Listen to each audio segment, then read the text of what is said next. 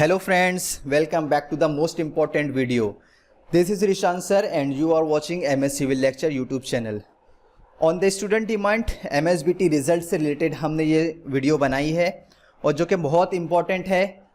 इसमें हम आपको बताएंगे कि रिज़ल्ट डेट क्या होने वाली है, पासिंग मार्क्स क्या होने वाले हैं, ग्रेस का क्या रूल है, क्या क्राइटेरिया है ग्रेस का, कंडोलेंस कैसे मिलता है किसी बच्चे को, अगर किसी बच्चे को ऑनलाइन एग्ज़ाम में केटी लग जाता है, जो ये ऑनलाइन एग्ज़ाम आपका MSBT या फिर जो उससे पहले हुआ है ओन इंस्टीट्यूट ने जो लिया हुआ है बैकलॉग का, तो उसमें अगर केटी लग जाता है तो क्या होगा, और जो है नॉन फाइनल ईयर के बैकलॉग एग्ज़ाम जो होने वाले हैं वो कब होने वाले हैं, और जो लास्ट थिंग है वो कॉलेज का भी स्टार्ट होने वाला है। तो सारी चीज़ें हम इसके अंदर डिस्कस करेंगे, तो वीडियो को फर्स्ट टू एंड तक देखिए। और ये ना सिर्फ इंजीनियरिंग के बारे में है, ये फार्मेसी और आर्किटेक्चरल डिप्लोमा के बारे में भी है। सो आप ज़्यादा से ज़्यादा इस वीडियो को शेयर करें, जितना भी हो सके आप अपने दोस्तों तक फैलाएं एंड वीडियो को शेयर करें, लाइक करें, कमेंट करें। हर एक क्वेश्चन का आंसर देने की कोशिश करेंगे हम। आपके जो भी डाउट्स है सारे क्वेश्चंस के कमेंट बॉक्स के क्वेश्चन की हम पूरी कोशिश करेंगे आंसर देने की। सो वीडियो को स्टार्ट करते हैं और चैनल को सब्सक्राइब करते हुए लेट्स स्टार्ट। इस वीडियो में सबसे पहले पॉइंट पे हम डिस्कशन करने वाले हैं कि रिजल्ट डिक्लेरेशन कब होगा, जो इसके मोस्ट इंपॉर्टेंट पॉइंट है हमारा। देन उसके बाद आप पढ़ सकते हैं passing marks, grace mark, condolence if any student fail, then ATKT exam of final year, मतलब जो बच्चा फेल हो जाता है अभी ऑनलाइन एग्जाम में, देन उसके बाद backlog exam non final year के कब होने वाले हैं। सबसे पहले मैं आपको बता दूं कि रिजल्ट किस तरह से बनता है। आपका रिजल्ट के अंदर होता है एक इंटरनल मार्क्स, एक होता है external marks, right. Internal marks में भी तीन कैटेगरी होती है। एक होती है आपका टेस्ट प्लस माइक्रो प्रोजेक्ट, फिर होता है उसके बाद आपका ओरल और प्रैक्टिकल, देन उसके बाद होता है आपका टर्म वर्क। ये सारी डिस्कस करेंगे हम आगे चीज़। तो सबसे पहले याद रखिए कि इंटरनल जो है ये दोनों कॉम्बिनेशन को मिलके बनता है, इंटरनल प्लस एक्सटर्नल एग्जाम। उसके बाद देखेंगे हम दो बातें हैं, दो बातें ध्यान रखना। यहाँ पे मैं आपको दिखा देता हूँ। यहाँ पे फाइनल ईयर फाइनल सेमेस्टर का रिजल्ट और फाइनल ईयर बैकलॉग का रिजल्ट, मतलब थर्ड फोर्थ और फिफ्थ सेमेस्टर का जो पीछे के बैकलॉग्स दिए हैं बच्चों ने वो। तो पहले सबसे पहले डिस्कस कर लेते हैं फाइनल ईयर फाइनल सेमेस्टर जो कंडक्ट करवाया है MSBT ने 6 अक्टूबर से लेके 17 अक्टूबर के बीच में। सारे एग्जाम हो चुके हैं, ऑटो जनरेट एक्सेल शीट भी हो चुकी है जनरेट, मतलब आपके मार्क्स सारे जनरेट हो चुके हैं, बट अभी एक्सटर्नल मार्कशीट फिल नहीं की गई है। अभी जो है फाइनल ईयर फाइनल सेम के रिजल्ट की वजह से अभी थोड़ा रिजल्ट आने में देरी हो सकती है। बट फाइनल ईयर बैकलॉग की अगर बात करें हम, third semester, fourth semester, 5 semester जो इंस्टीट्यूट के जरिए एग्ज़ाम कंडक्ट करवाए गए थे, उसकी एग्ज़ाम डेट जो थी 15 सितंबर टू 4 अक्टूबर थी। उसके अंदर एक्सटर्नल मार्क ऑलरेडी फिल्ड कर चुके हैं, मतलब हमने MSBT को भेज चुके हैं, उसका रिजल्ट भी बन चुका है आपका। बट MSBT का ये रूल है कि रिजल्ट जो है वो सारे रिजल्ट एक साथ डिक्लेयर करते हैं, इसलिए जब तक आपका फाइनल सेमेस्टर 6 सेम का रिजल्ट नहीं बन जाता तब तक आप लोग के रिजल्ट डिक्लेयर नहीं होंगे।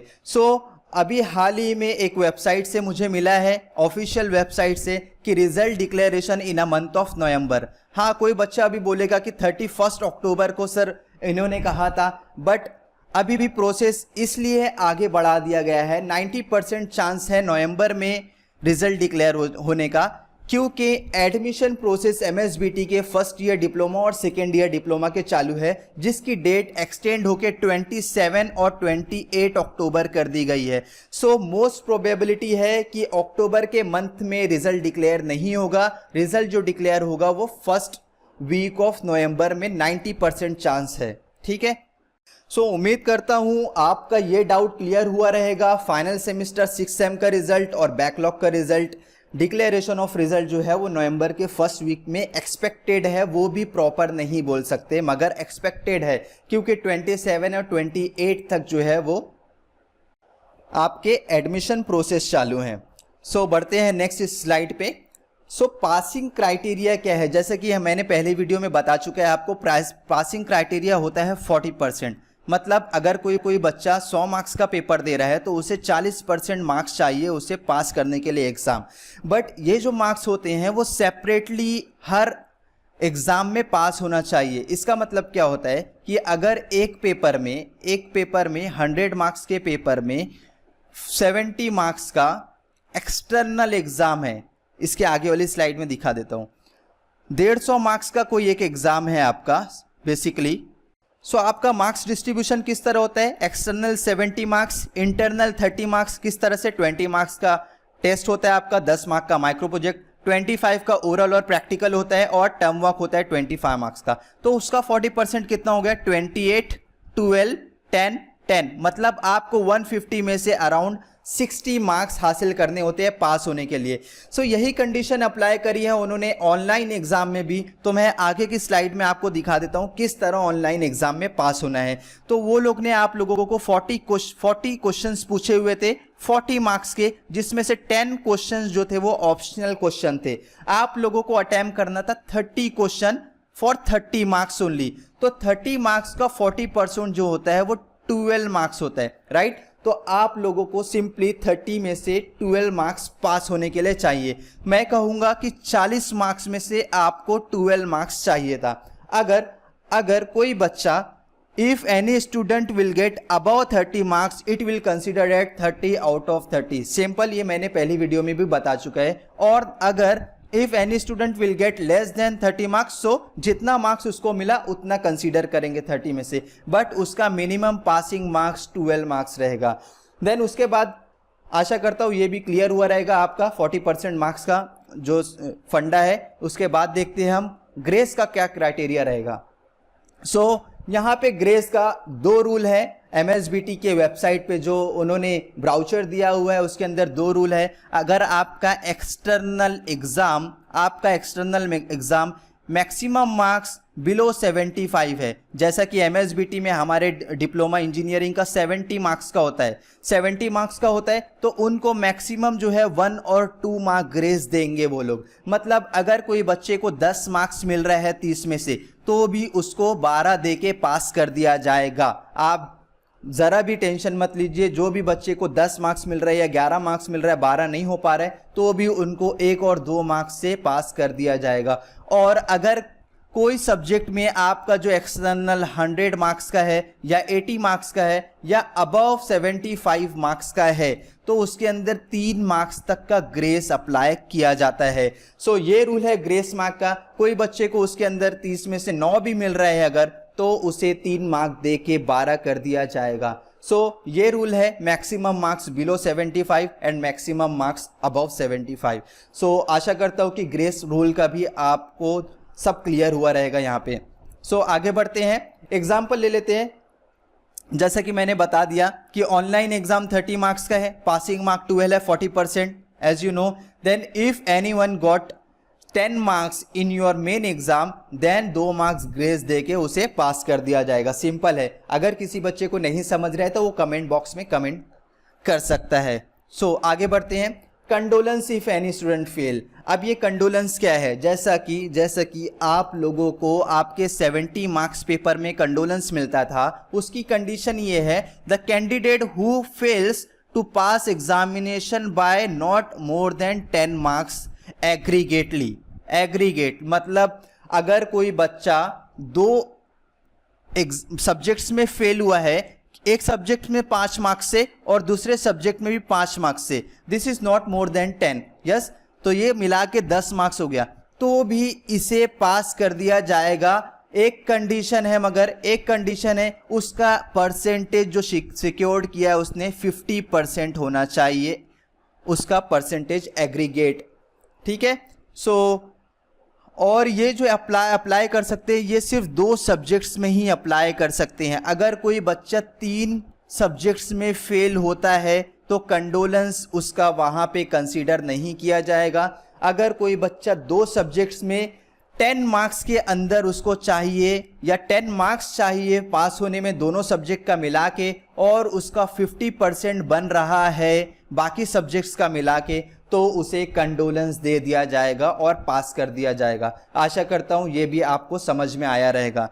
देन उसके बाद if fail in one online exam regular और बैकलॉग फाइनल ईयर। अगर कोई बच्चा, ये सबसे इंपॉर्टेंट चीज़ है, अगर कोई बच्चा फाइनल ईयर जो ये आप लोगों का ऑनलाइन एग्जाम हुआ है उसमें फेल हो जाता है तो क्या, तो इसके रिलेटेड मैंने जितनी रिसर्च करी है उस रिलेटेड मैं बता देता हूँ आप लोगों को कि ये ऑनलाइन एग्ज़ाम में आप लोगों का कोई भी फ़ोटोकॉपी नहीं मंगाई जाएगी। आपको एग्ज़ाम देना ही है, और एग्ज़ाम कब देना है वो मैं बताता हूँ। आपको रीअसेसमेंट और रीइवैल्यूएशन भी नहीं किया जाएगा।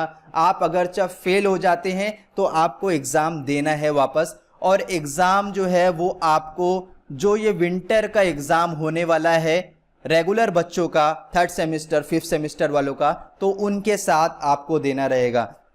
और सबसे मोस्ट इम्पॉर्टेंट, एग्ज़ाम कब होगा, मतलब कि exam will held probably in a month of January if situation will be normal, ठीक है। और एग्ज़ाम का मोड जो है वो ऑफलाइन होने वाला है, मतलब क्वेश्चन आंसर टाइप एग्जाम होने वाला है, एमसीक्यू नहीं होगा। If the situation is normal, मैं इस सिचुएशन के ऊपर बात कर रहा हूं। और मैंने ये जनवरी क्यों लिखा है ये आपको बहुत इंपॉर्टेंट है समझना, क्योंकि मैं आपको बता दूं पहले ही कि एडमिशन प्रोसेस जो चलने वाले हैं आपके, वो चलने वाले हैं नवंबर एंड तक। डिप्लोमा के first year and direct second year के एडमिशन प्रोसेस आपके नवंबर एंड तक चलने वाले हैं, जिससे ये प्रोबेबिलिटी लगाई जा सकती है आपकी जो कमेंसमेंट ऑफ क्लासेस है वो है 1 दिसंबर से। तो 1 दिसंबर से लेके 1 मंथ में वो एग्ज़ाम नहीं ले सकते, इसलिए मैं कह सकता हूं कि जनवरी की एंड तक आपके, अगर किसी बच्चे को फेल हो जाते हैं ऑनलाइन एग्ज़ाम में, तो जनवरी की एंड तक वो एग्ज़ाम लेने की कोशिश करेंगे। वैसे भी एमएसबीटी ने कहा था कि डेट ऑफ कमेंसमेंट से 120 दिन के अंदर वो एग्ज़ाम लेंगे, और वो मोड कोई सा भी हो सकता है। मोड में भी एमसीक्यूज और मोड में भी ऑफलाइन और ऑनलाइन, वो डिपेंड है सिचुएशन पे। सो नेक्स्ट स्लाइड पे बढ़ते हैं। Backlog exam for non final year. Non final year के एग्जाम कब होंगे, मतलब जो बच्चे अभी सेकेंड ईयर फर्स्ट ईयर में हैं और जो अभी 3rd ईयर में गए हुए हैं, जिनका पिछला बैक है, तो उनके एग्ज़ाम कब होंगे। तो सारी चीज़ें जो है सारे बच्चों के लिए ये वीडियो हमने बनाई हुई है, तो आप अपने सारे दोस्तों में शेयर कीजिए इसे, सारे लोगों को बताइए कि कब एग्ज़ाम होने वाले हैं, क्या प्रोबेबिलिटी हो सकती है। तो इनके लिए है, इनके एग्ज़ाम भी एमएसबीटी ने कहा था कि 120 डेज के अंदर कंडक्ट किए जाएंगे after the commencement of class.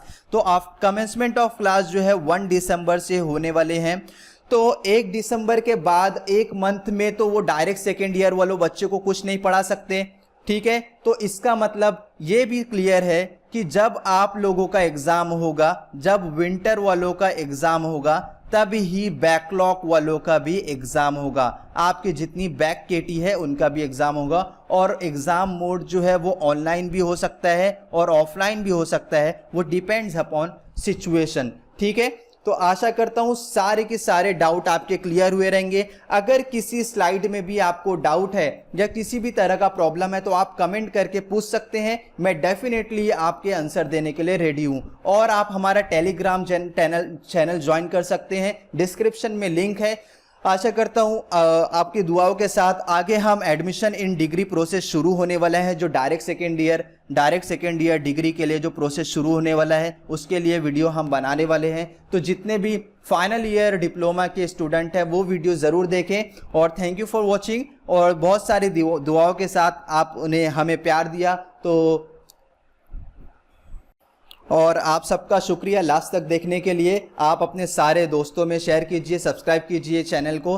तब तक के लिए मिलते हैं नेक्स्ट वीडियो में। Thank you, bye bye.